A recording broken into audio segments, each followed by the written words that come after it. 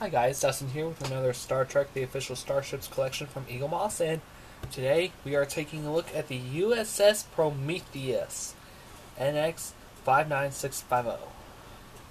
It's a multi-vector assault ship, means they can separate into three different ships. And first of all, I just want to say I apologize for the late upload. I didn't get around to it since I went to a Braves game last night.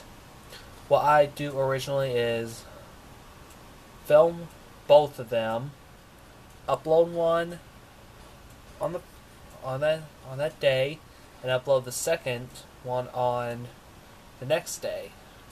So I'm sorry if this is a little late. There will be two videos from the Braves game that I will post later tonight, or if not, if it's already been posted.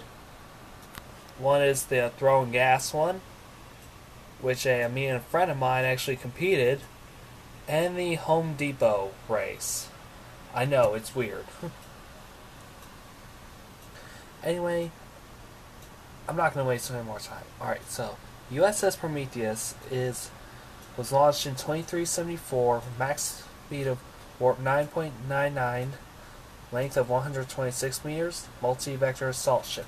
Before we take a look at the model itself, let's take a look at what this has to offer.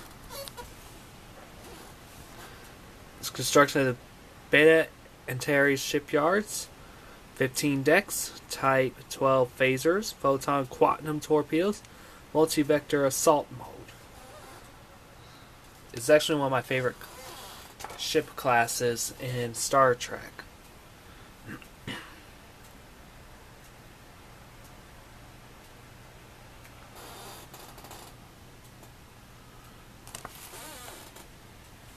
Alright, so the U.S.S. Prometheus, this experimental vessel is designed to split in three to mount a devastating attack. The U.S.S. Prometheus was a prototype vessel that was launched from the Beta Antares shipyards in 2374. One of Starfleet's few warships developed in response to a Dominion threat and was designed specifically for deep space tactical assignments. Larger and more powerful than the Defiant-class vessels, thanks to 4 warp cells, same way as the U.S.S. Stargazer, gave her a sustainable cruising speed of warp 9.99, fastest ship in the fleet, a title previously held by the Intrepid-class vessels that were capable at a warp speed of 9.975. So, since the Prometheus were designed to operate as 3 individual warp-capable ships, it had to have 6 warp cells, 4 of which were visible in joined mode as a whole. Once the Prometheus had separated in 3, it was designed to mount a combined assault on an enemy target. All 3 component vessels were heavily armed with pre-programmed with a variety of attack patterns. First time the system was operating in field conditions, the ship was under Romulan control and attacked the U.S.S. Bonchoon. When the Voyager's crew made contact with Prometheus, they were able to transmit their emergency medical hologram. Most of the ship were fitted with holo projectors, and this allowed the EMH and his counterpart on the Prometheus travel to all parts of the ships, including the bridge itself. Prometheus was fitted with the latest defensive technologies, including regenerative shields and ablative armor. The Voyager contacted Prometheus after the crew found an ancient network of subspace relays. After their initial attempts to contact ship failed, they sent their EMH through the network. When he arrived, he discovered Starfleet crew dead, but managed to work with Prometheus' emergency medical hologram and regain control of the ship. God, I'm gonna have fun saying that. Holographic. EMH. Prometheus was field tested on the Edge Federation space in 2374. During the tests of a team of 27 Romulans led by Commander Rickard took control of the ship and killed the Starfleet crew. They were pursued by the U.S.S. Bonchoon, but used Prometheus' untested multi-vector assault mode to overpower it. Ricard then planned to enter Romulan space and hand the Prometheus over to the Romulan secret police, the Tal Shiar. However, before he could do so, the Prometheus EMH disabled its T with neurozine gas. EMH, working with its Voyager counterpart, then used the automated system to destroy one of the Tal Shiar's warbirds, forcing them to retreat.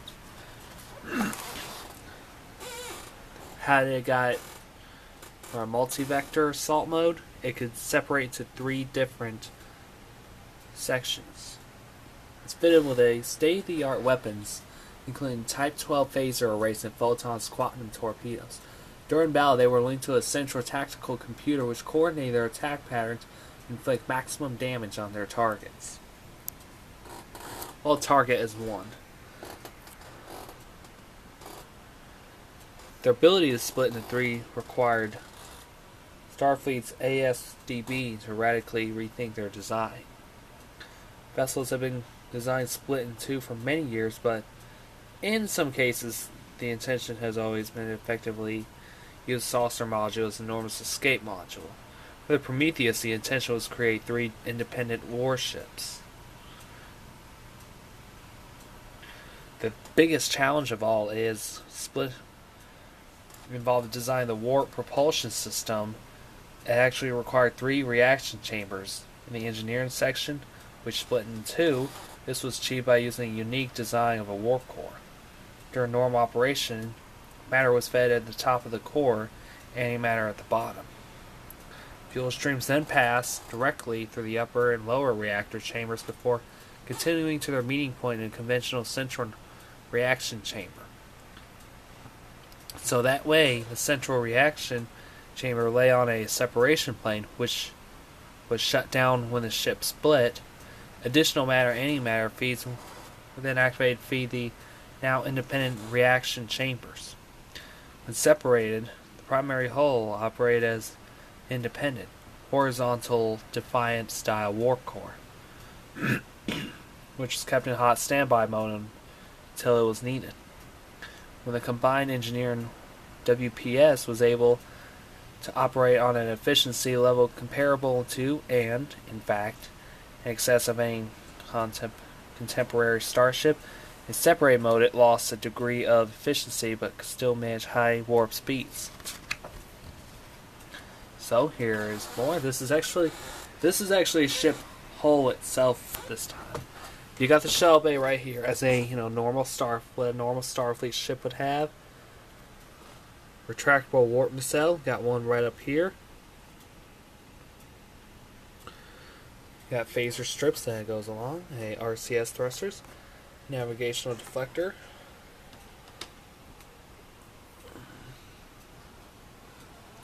Got the 2 warp nacelles, got 2 different ones. You actually have a separation line that runs underneath these 2 nacelles between. You got one for lower, you got one for upper. And up front, you actually got a navigation deflector, main bridge, as always, and buzzer deflectors. It took Prometheus just over 10 seconds to couple with 3 sections.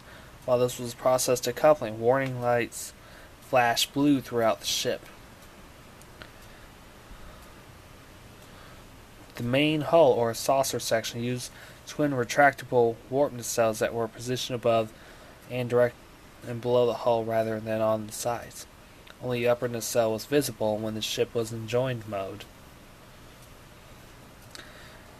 The Prometheus used ablative armor, which was first fitted to the Defiant class in 2371. Similar technology was also employed by the Borg as well. Designing this bad boy was complicated enough, but the original plans called for something even more ambitious. I actually like the arrowhead design, as a matter of fact. It looks pretty neat. Designing. The script for the message in a bottle describes a Starfleet ship that possessed a multi-vector assault mode, making it capable of separating into 5 ambitious pieces. So then you got your prototypes, see if it looked extremely advanced. Well, these are some earlier sketches. This one actually looks like something the Nova class would have. But that thing, the Prometheus, actually has a arrowhead hull, basically for the saucer section. So, what would they also be hidden full of bad guys? So, here's a blue pencil sketch, which is a basic design. The Prometheus actually shows how the saucer and engineering hull acts as a small attack vessel, like a captain's yacht. Here's the refined version. One head and cell stacked directly upon top of each other. This is actually a computer sketch how the version of the ship was split in 5, then 3 separate vessels. The additional section were a captain's yacht and built-up bridge module.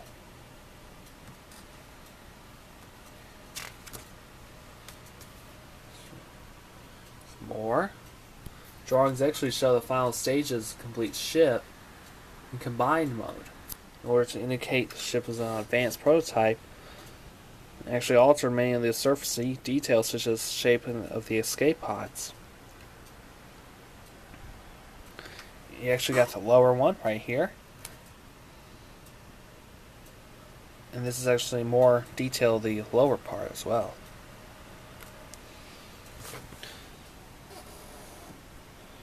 This is actually where you actually can see the saucer, which looks pretty cool. So, on screen, featured in Star Trek Voyager, first appeared in Message in a Bottle, no movie appearance. Final appearance was Endgame, which is actually the Star Trek Voyager series finale episode. There's Message in a Bottle. Crew of the U.S.S. Voyager amazed when 7-9 tells them that she had found an abandoned network substation communications relays that lead them all the way to the edge of Federation space. They can even detect a Federation vessel on the other side, but Voyager's attempts to communicate with it fail. In desperation, they decide to send Doctor's program for the relays. He arrives at sickbay of the unusual Starfleet vessel. No sign of the crew, and his frustration, he doesn't have any security clearance to access any useful systems. Bummer. Doctor soon discovered that he is on the U.S.S. Prometheus.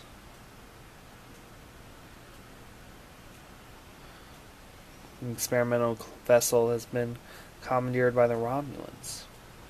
So he must retake the ship before it reaches Romulan space, but the only help he has is the U.S.S. Prometheus' own EMH, who would much rather deactivate himself than fight the Romulan invaders. Confusingly, Starfleet actually has more than one starship called the U.S.S. Prometheus. As well as the experimental ship, there's also a Nebula-class ship that appeared in Star Trek Deep Space Nine episode Second Sight. We can only assume that the earlier vessel was destroyed, leaving the name free to be used for the new prototype.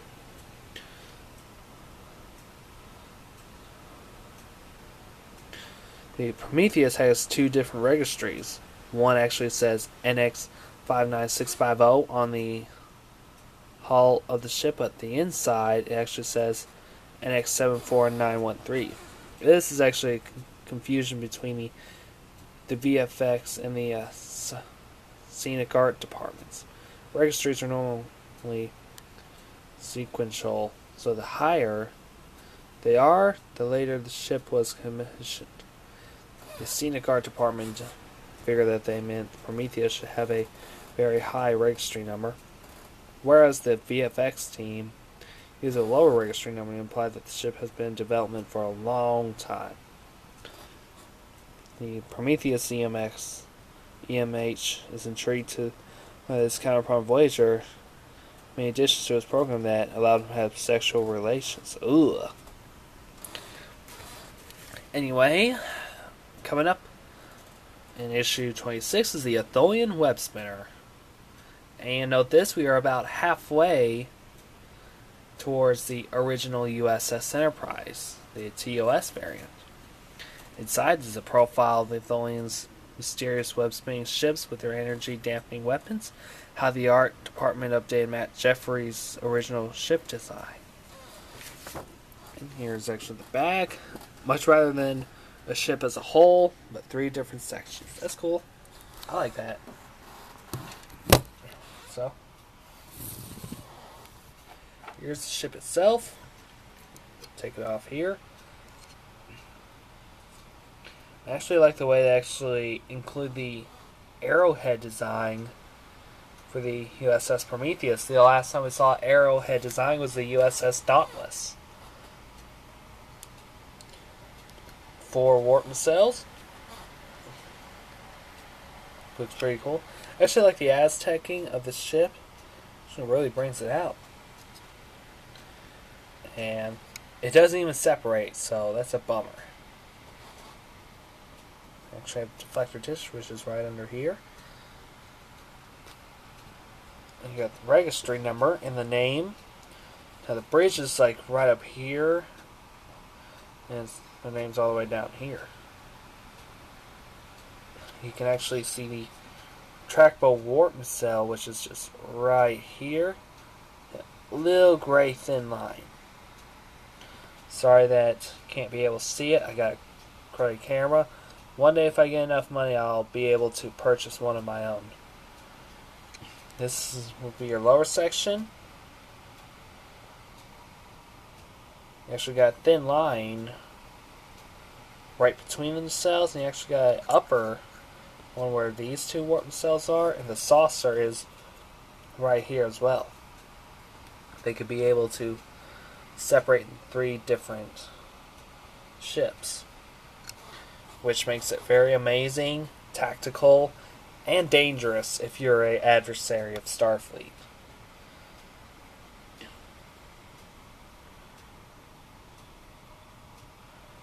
So, looks pretty cool. I actually like the ship. It's actually one of my favorite Starfleet ships of the line. Actually, I have a display stand. Had a little trouble not too long ago. It's actually how you put it on.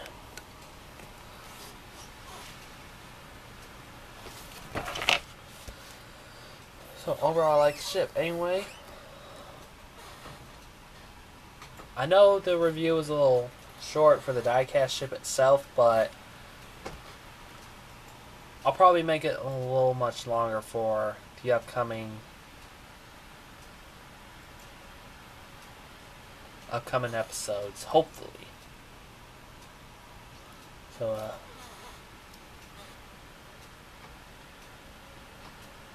that's all I have to say. Anyway, like and favorite and subscribe to my channel for more Star Trek Starships videos. I need to be able to reach 150 and hopefully 200 in the very near future.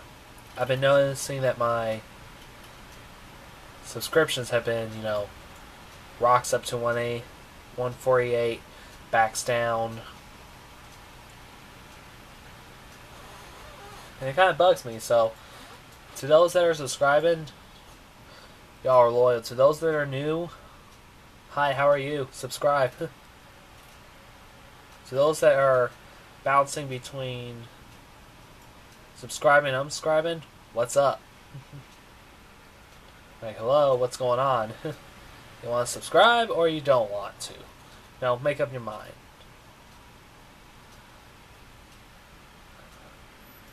Anyway, sorry about that. That's all I have to say. So, my name's Dustin, and I will see you in the next videos.